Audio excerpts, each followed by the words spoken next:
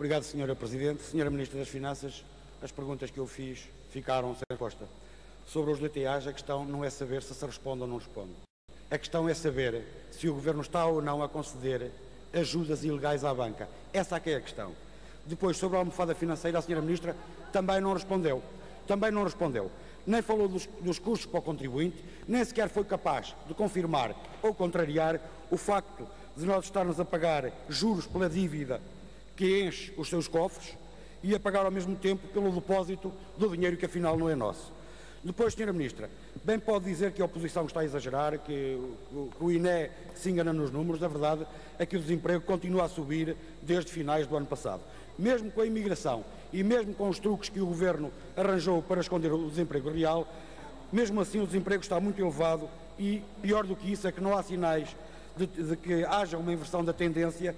Pelo contrário, basta ver as notícias. Agora até é a Axe Portugal que se prepara para despedir 11% dos seus trabalhadores em Portugal.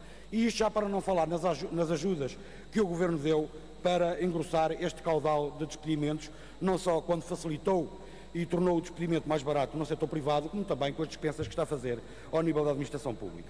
Depois é preciso também ter presente que mais de metade dos desempregados não têm acesso a qualquer apoio social, que a pobreza continua a alastrar e que a generalidade das famílias está a viver num verdadeiro sufoco e num permanente sufoco, porque o Governo continua a dizer que não há dinheiro para repor os salários, que não há dinheiro para baixar os impostos sobre os rendimentos, que não há dinheiro para repor as prestações sociais, mas há sempre dinheiro para ajudar a banca e, pelos vistos, até nem sempre de forma legal.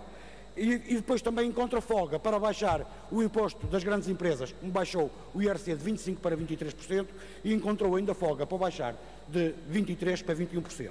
E depois também nós estranhamos que o investimento não recupera, não dá sinais de retoma, tanto o investimento público como o investimento privado. Aliás, o investimento público, os valores registados de 2014 foram os valores mais baixos nas últimas 2 décadas, são os dados do INE. E com os juros baixos, o investimento não descola, o que significa que o investimento está dependente do aumento da procura. Sem procura não há investimento.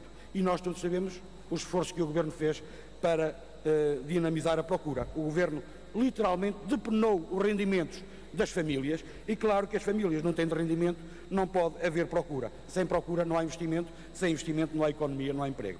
É por isso que se torna necessário, de facto, renegociar a dívida. Porque o Governo diz assim, não há dinheiro para o investimento porque o dinheiro que há é para os juros. Então renegocie-se a dívida de forma a que nos seja permitido respirar, procurar canalizar recursos para a economia, porque não há nenhum povo que pague dívidas sem produzir. E nós só conseguimos produzir se houver investimento público.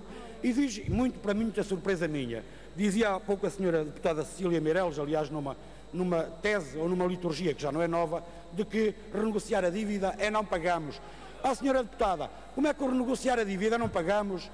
Por acaso sabe, se calhar sabe qual foi a posição do CDS, qual é a posição do CDS relativamente à dívida da região autónoma da Madeira.